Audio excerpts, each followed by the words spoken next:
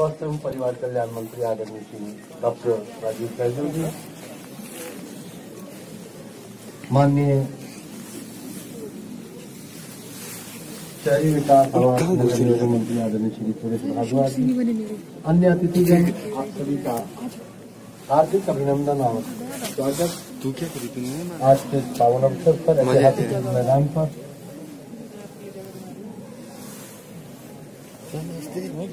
ठीक है सर।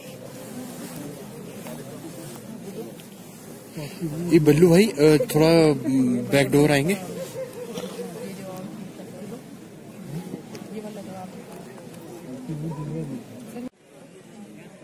जैसा कि हम सब लोग जानते हैं कि आज प्रदेश की जनता के लिए जीवन धारा मोबाइल स्वास्थ्य और कल्याण केंद्र के रूप में एवं स्वास्थ्य मंत्री जी आदरणीय श्री अमिताभ अवस्थी जी, सचिव आग्रह माननीय मुख्यमंत्री महोदय, अन्य मंत्रीगणों का स्वागत करने के लिए सम्माननीय मुख्यमंत्री आदरणीय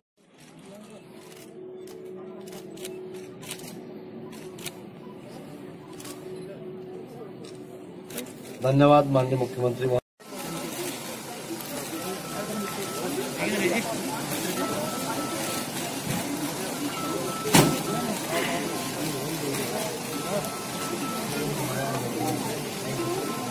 उल्टा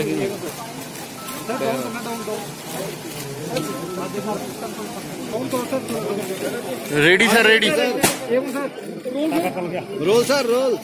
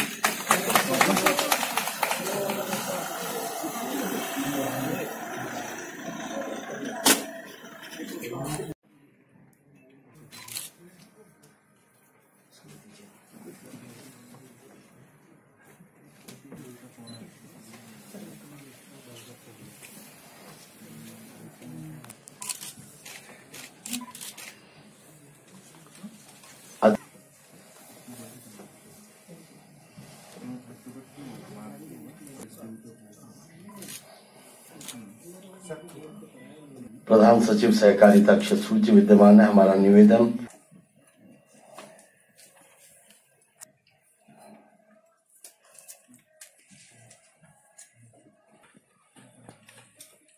योगेश भारतीय जी, अध्यक्ष जोगिंद्रा केंद्रीय बैंक। हमारा निवेदन रहेगा रमेश माल्टा जी से।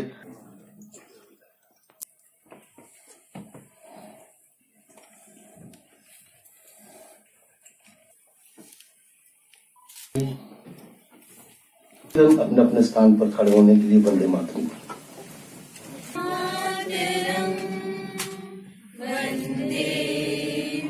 महत्वपूर्ण है, समझता हूँ कि बहुत महत्वपूर्ण है ऐसे संकट में जब कोरोना फैला हुआ है। बहुत सारे लोग ऐसी स्थिति में हैं ग्रामीण क्षेत्रों में, वो अस्वस्थ होने के बावजूद भी हॉस्पिटल आने से डर रहे हैं, हॉस्पिटल पहुंचने में उनको कठिनाई हो रही है।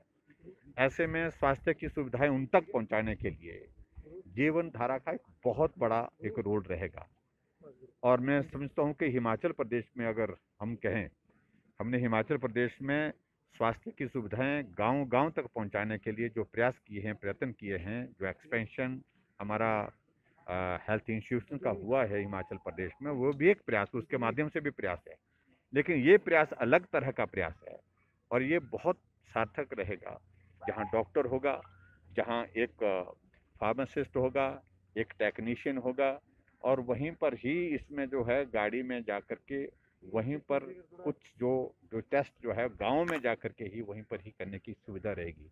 तो ये सुविधा आज से पहले ग्रामीण क्षेत्रों को हम नहीं दे पाए थे हिमाचल प्रदेश में, और स्वास्थ्य के क्षेत्र में ये एक नई एडिशन है। इसके लिए मैं समझता हूँ कि हिमाचल प्रदेश में एक बहुत बड़ी एक पहल है और इसका निश्चित रूप से लाभ मिलेगा। दूसरा, ट्यूबरक्लोसिस के सिलसिले में मुझे सिर्फ उसमें इतना ही कहना है कि ट्यूबरक्लोसिस अभी भी बहुत बड़ी संख्या में हिमाचल प्रदेश में भी, देश में भी है। ऐसी परिस्थिति में वो समय पर इन्फेक्शन जो है वो डिटेक्ट हो किसी आदमी को, अगर ट्यूबरक्लोसिस का कोई पेशेंट है, ताकि उसका संक्रमण जो है, क्योंकि परिवार के किसी दूसरे लोगों को, समाज के दूसरे लोगों को रोकने के लिए, उसके लिए बहुत बड़ी आवश्यकता है। हालांकि ट्यूबरक्लोसिस के उन्मूलन के लिए बहुत सारी योजनाएं सरकार की चली है, लेकिन फिर भी इस एक प्रयास को आगे बढ़ाने के माध्यम से हम और ज़्यादा उसमें कामयाबी हासिल करें। जिस तरह से सर आपने सरकार कोई फैसला ले रही है कि तरह की पब्लिक गैदरिंग पर हम रिस्ट्रिक्शन, सोशल डिस्टेंसिंग के साथ कोई आपत्ति नहीं है। अगर सोशल डिस्टेंसिंग के साथ लोग हों तो वो आएँ, वो कार्यक्रम में रहें, कार्यक्रम में बैठें, लेकिन जहाँ सोशल डिस्टेंसिंग हमारी कॉम्प्रोमाइज़ हो रही है वहाँ ये संकट ज़्यादा पैदा हो रहा है। और विशेष तौर से शादियों का मैं इसलिए जिक्र कर रहा हूँ क्योंकि सर्दी का मौसम है, शादियों के आयोजन अंदर किए जा रहे हैं, और जब अंदर किए जा रहे हैं कई घंटे तक जो है वो लोग जो है भीड़ में और बहुत सारी संख्या में जो है वो इकट्ठा उसमें एक हॉल में रहते हैं, तो वो एक संक्रमण का बहुत बड़ा एक माध्यम बन रहा है। दूसरा, कम्युनिटी में जो हमारा धाम होती है, जिसको हम धाम बोलते हैं, उसका आयोजन होता है, तो वो भी एक बहुत बड़ा एक माध्यम हो सकता है। तो इसलिए हमने कहा कि जो कैटरिंग करने वाले लोग हैं तो उनका टेस्टिंग होनी चाहिए, प्रॉपरली टेस्टिंग होनी चाहिए, इस बात को इंश्योर करना। 100 से ज़्यादा कमरे के जो हॉल के अंदर जो है वो गैदरिंग, इसको भी हमने रिस्ट्रिक्ट करने के लिए कहा है। बाहर लॉन खुला है, ग्राउंड खुला है, मैदान खुला है, सोशल डिस्टेंसिंग के साथ, वहाँ पर हमने थोड़ी अभी तक इजाज़त दे रखी है, लेकिन हो सकता है कि आने वाले समय में हमको ये सोशल गैदरिंग्स और ज़्यादा रिस्ट्रिक्ट करनी पड़ेगी, क्योंकि अगर नंबर इस प्रकार से बढ़ता रहा तो वो हमारे लिए चिंता का विषय होगा। तो निश्चित रूप से अगर सख्त कोई कदम उठाने की आवश्यकता रहेगी, हमने पहले भी उठाए हैं, आने वाले समय में भी हमको विवश होकर के उठाने पड़ेंगे। और इसलिए मैं कह रहा हूँ कि इसलिए प्रदेश की जनता से बार बार अपील कर रहा हूँ कि सख्त कदम उठाने से पहले आप हमको सहयोग करें। क्या कोविड सैंपल हमने एक हफ्ते से कम हुआ है? देखिए, त्योहार के कारण जो है वो बीच में कोविड सैंपलिंग थोड़ी कम हुई थी, लेकिन फिर इसको बढ़ाएंगे, और जो हमने एक लक्ष्य रखा हुआ है 5000-6000 का जो रखा हुआ पर डे का, उसको हासिल करेंगे। एक मामला है सर, जो स्वास्थ्य एवं परिवार कल्याण मंत्री आदरणीय श्री डॉक्टर राजीव सैजल जी, माननीय शहरी विकास आवास नगर निगम मंत्री आदरणीय श्री सुरेश भारद्वाज जी, अन्य अतिथिगण, आप सभी का हार्दिक अभिनंदन और स्वागत। आज के पावन अवसर पर ऐतिहासिक मैदान पर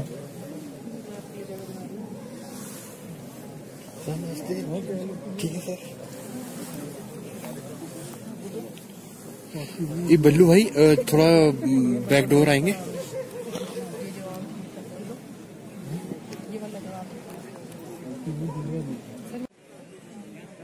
जैसा कि हम सब लोग जानते हैं कि आज प्रदेश की जनता के लिए जीवन धारा मोबाइल स्वास्थ्य और कल्याण केंद्र के रूप में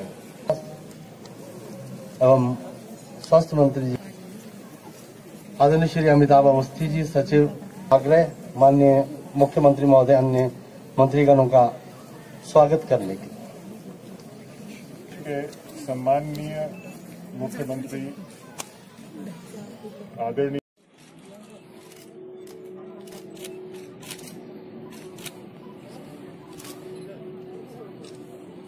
धन्यवाद। माननीय मुख्यमंत्री महोदय,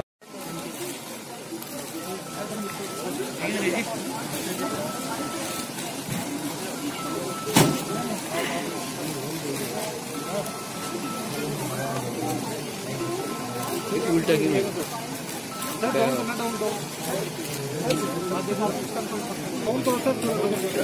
रेडी सर, रेडी।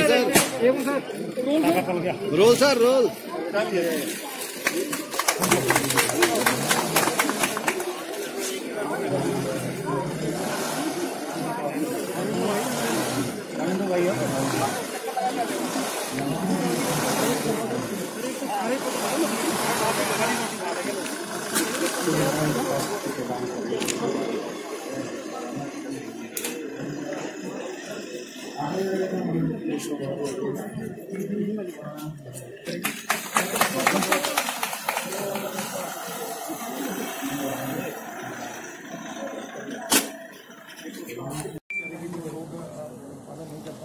थोड़े नीचे।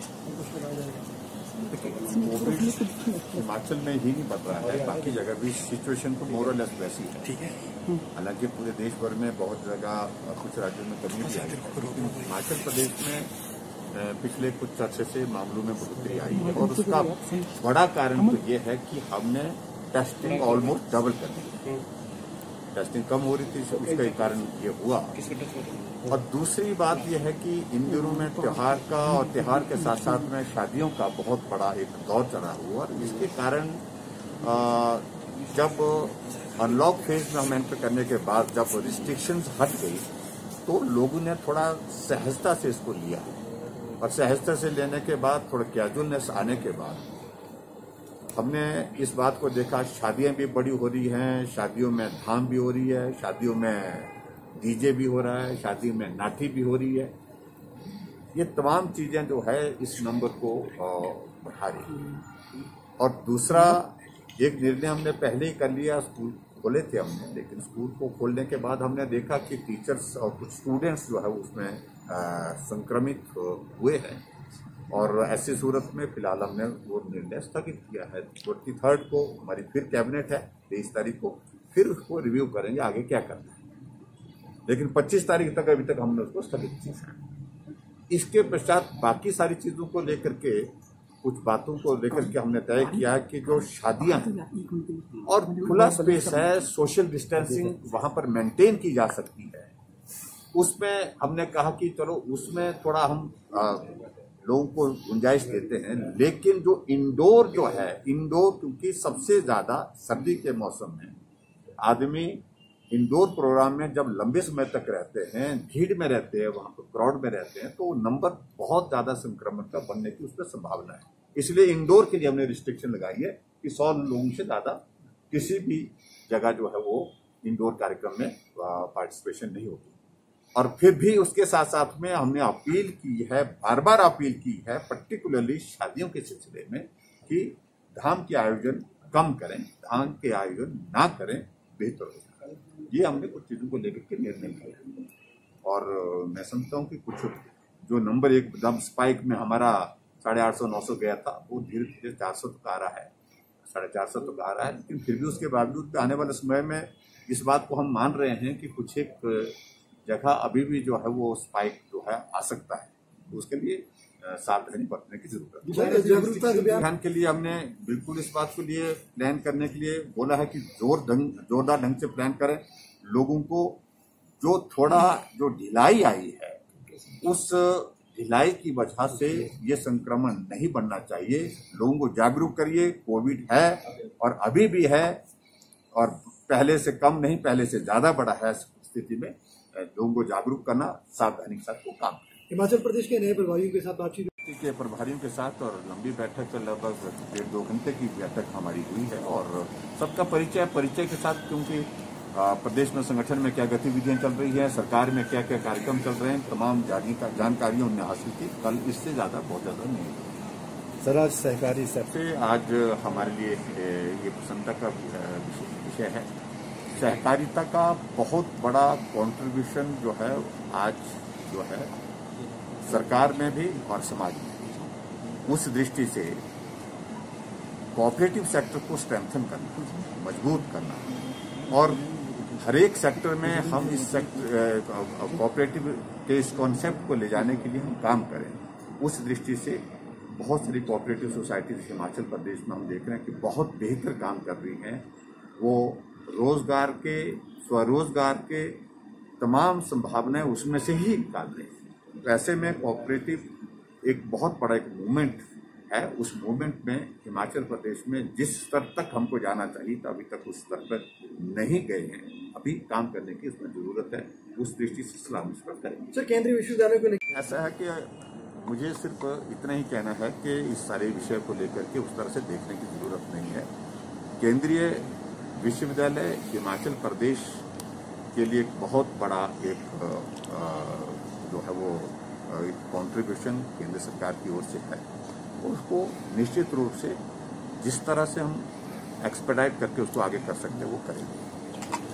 ठीक है, इसके लिए वो एक निर्णय था मिनिस्ट्री ऑफ होम अफेयर्स की ओर से जो गाइडलाइंस थी, हम उनको जो है नेशनल डिजास्टर मैनेजमेंट एक्ट के तहत जो है उसको उनको मानने के लिए जो है वो प्रतिबद्ध है। और ऐसी परिस्थिति में जो निर्णय पूरे देश के लिए हुआ, हमने रिस्ट्रिक्शन रखी थी, हमने रजिस्ट्रेशन रखी थी, फिर दोबारा हमको MOH की ओर से कम्युनिकेशन आया कि इसको भी आपको रखने की आवश्यकता नहीं, आप खोल देना चाहिए।